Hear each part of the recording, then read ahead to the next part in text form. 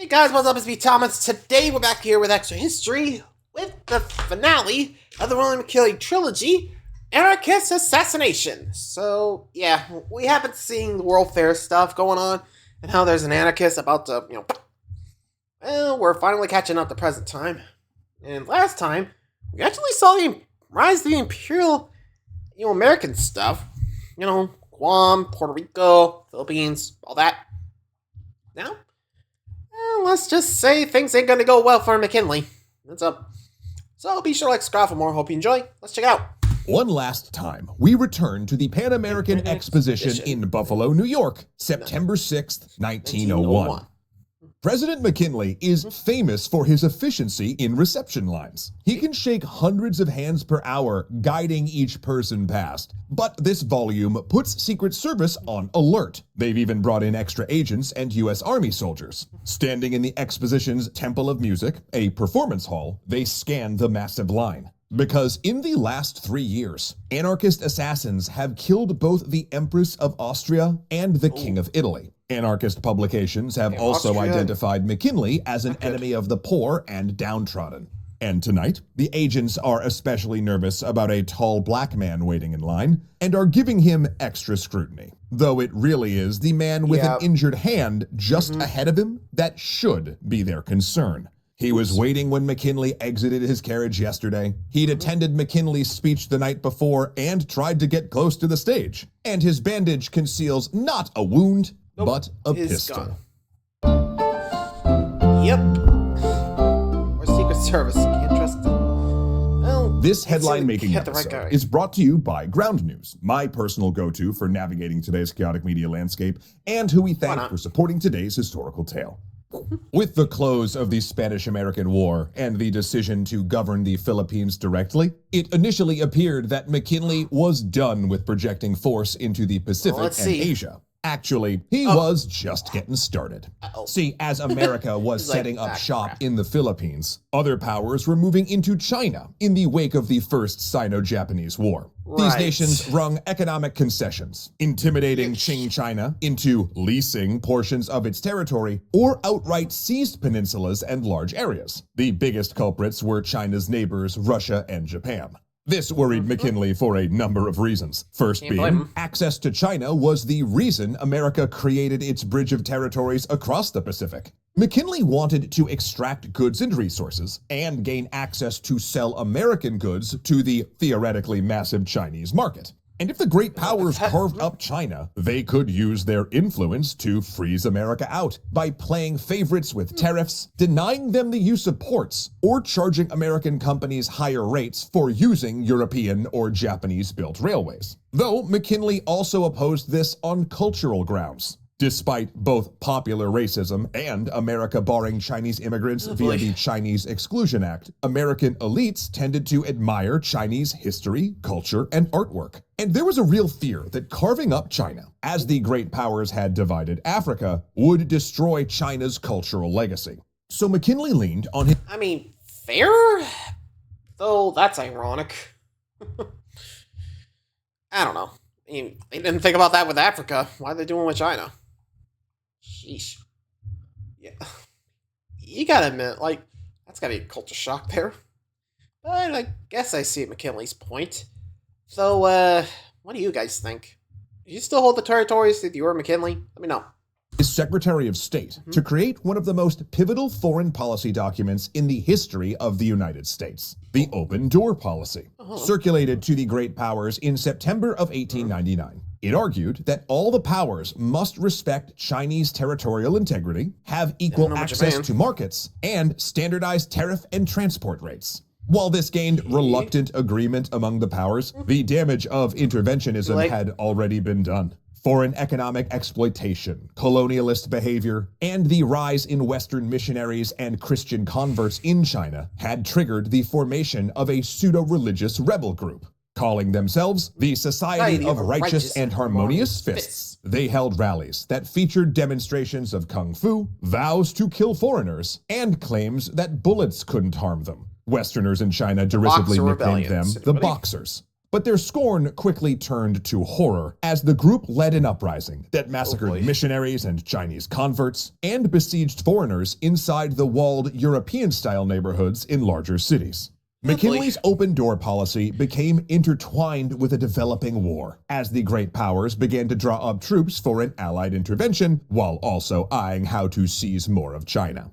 Believing that the alliance would start carving up China, McKinley joined the Eight-Nation Alliance as a moderating influence, and quickly rerouted troops from the Philippines to China. Indeed, the U.S. Marines scaling the walls of Beijing, the first to enter the imperial capital, became an enduring image of the conflict. And from afar, it looked quite tidy. Yet another splendid little war. But like with the Philippines and the Spanish-American War, the long-term reality was neither as splendid nor tidy as it appeared. Not a little war. First, the Boxer Protocol, the resulting treaty, saddled China with a heavy indemnity that accelerated the Qing dynasty's decline and left it more vulnerable to foreign powers. And within a decade, two powers of the alliance, Japan and Russia, were fighting over Chinese possessions. America, now poised at the start of the 20th century as China's protector, and with a footprint in the Pacific, was steered towards a collision with Japan. Meanwhile, the vast Chinese market never materialized, since the population of China was largely too poor to buy American goods. Then you have the behavior of U.S. troops during the Boxer Rebellion, who looted the Summer Palace in Beijing and often abused Chinese civilians, wounds inflicted that are still present to this day. And the Boxer Rebellion features prominently in Chinese history education as an example of why the country should beware of Western imperialism. McKinley also set a dark precedent when he ordered troops to China, becoming the first president to circumvent Congress when deploying the military into a war, a type of executive branch overreach that quickly became normalized. And there was discomfort with all this. A lot of Americans had voted for McKinley based on domestic issues. Instead, he'd spent most of his first term acquiring new territories and intervening in China. Moreover, many of the emotional reasons his administration had used to initiate these conflicts were not addressed. Cuba was not so much freed as it was becoming beholden to America. In the Philippines, U.S. combat deaths were now over 10 times the amount suffered during the Spanish-American War, and U.S. commanders increasingly used the same tactics that had spurred public outrage when Spain employed them in Cuba. Last time, ultimately, between 200,000 and 250,000 Filipinos would die in the conflict, mostly civilians killed by disease and starvation, and swinging back to China, despite a lot of the noise made about protecting missionaries in the lead-up to the Boxer Rebellion, the negotiations following the conflict focused on commercial issues. This meant that despite being massively popular due to two military victories, McKinley went into the election of 1900 with a couple of big vulnerabilities, and stepping up once again to exploit them was his old opponent, William Jennings Bryan. Starting off, Bryan hit McKinley with the old economic and currency issues, but that held little weight since McKinley had already won the argument. One of McKinley's first acts upon being inaugurated had been to reinstate the tariffs Grover Cleveland had lowered, bringing them back up to around 49%.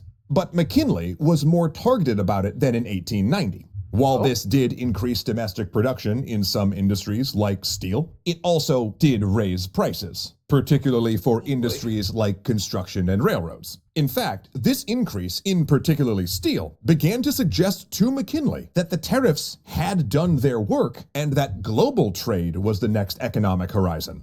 Similarly, he'd experimented early in his presidency with mixing silver supply into the gold standard, but other nations he spoke to about a unified effort weren't keen. And the whole thing was rendered moot when rich gold strikes around the world increased the global gold supply. Thus, he finally reaffirmed the gold standard in 1900 and pegged the dollar to its price. But while America's rapid economic expansion, partially due to its new territories, partially due to a manufacturing boom, had softened the blows of the tariffs, they often were hard on small businesses. The ones that could survive the shock of higher prices were the big corporate structures known as the trusts, who ruled over Gilded Age America. And that was actually McKinley's biggest political vulnerability. He was largely a creature of big business, and Bryan went after him as being in the pocket of business tycoons. He threaded this in with the narrative about McKinley's imperialist presidency, playing on that image of him as Napoleon, and questioning moves like McKinley's puzzling decision to leave the office of the vice president empty when Gary Hobart suddenly died in November of 1899.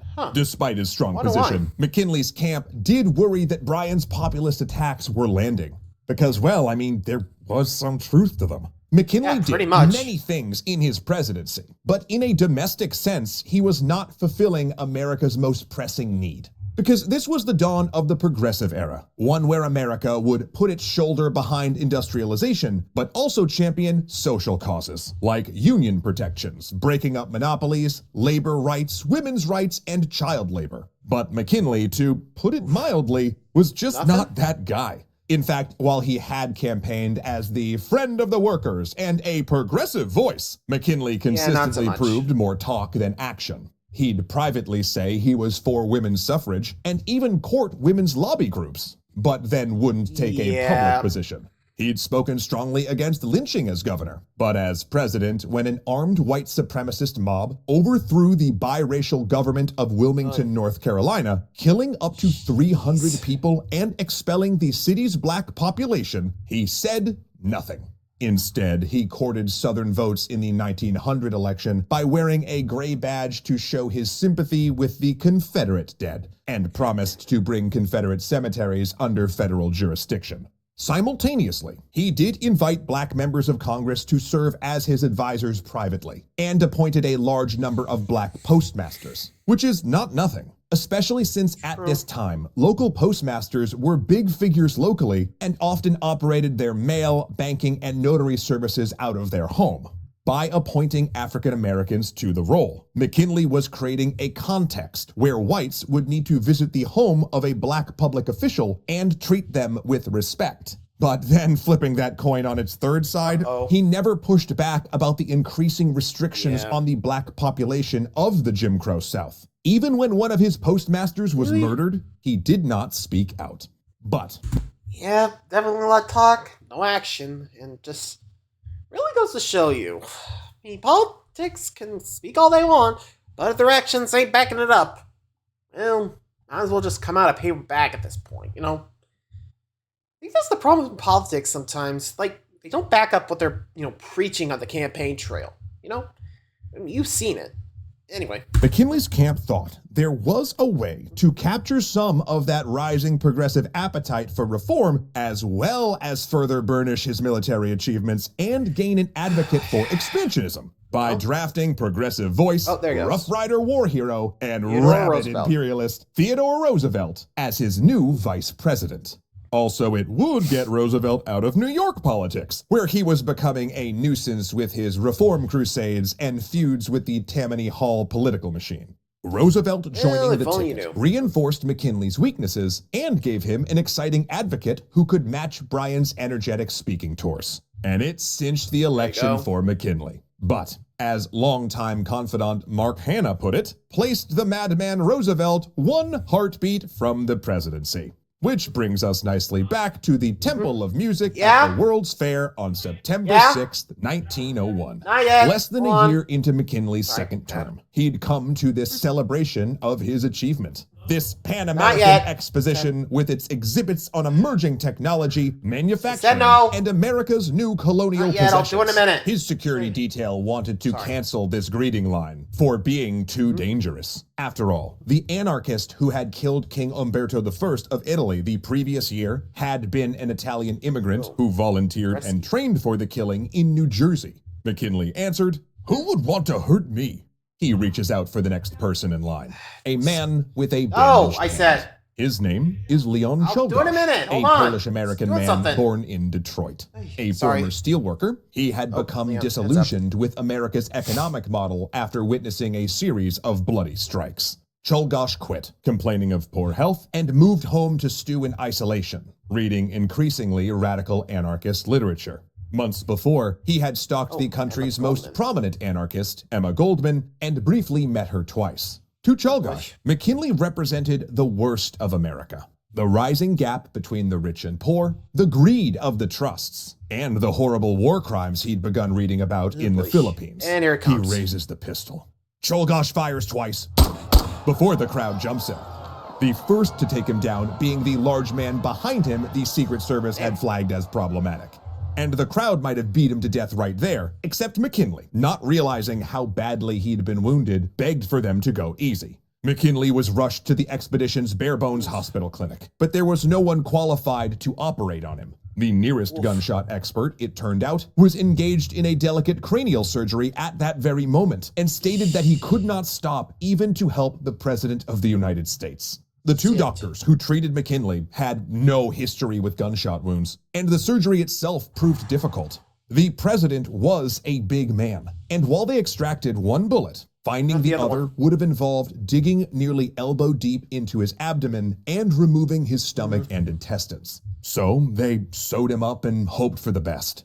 At first, McKinley appeared to strengthen, yet 5 days in, he showed clear indications of gangrene, and there was nothing to be done. 8 days after being shot, William McKinley died, with Ida at his side, singing the hymn, "Nearer, My God, to Thee." Her mental health, already fragile, could not stand up to the grief, and she was unable to attend the funeral or his internment. The country entered a period of national mourning, draping his portrait in black and fundraising for an enormous tomb and memorial in his hometown of Canton, Ohio. Ida would join him there 6 years after his death. Leon Czolgosz, for his part, was nearly lynched before standing trial and proved a poor firebrand, failing to make any dramatic statement in court or to newspapers. The jury voted him guilty with such speed, they waited to re-enter the courtroom to suggest they had considered the question seriously. He went to the electric chair only 7 weeks after the assassination, having achieved nothing except initiating a crackdown on American anarchists.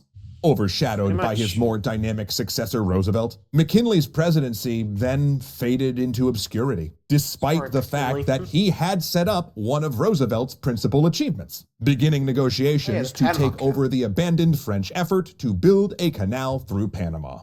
But today, it is clear that McKinley should be remembered as a pivotal figure, the architect of the American century. His name spoken with respect in his hometown, but frequently with less warmth in Hawaii, Cuba, and the Philippines. A man from Ohio who changed the world, even when he did not mean to. And look, yeah, in a way, you kind of do owe him a bit of, recognition. Like, could have done more if, that guy didn't shoot him. Well, he had a chance, but they decided, you did enough. Well, anyway, what do you guys think of McKinley? Do you think it deserves to be remembered? And if so, how so?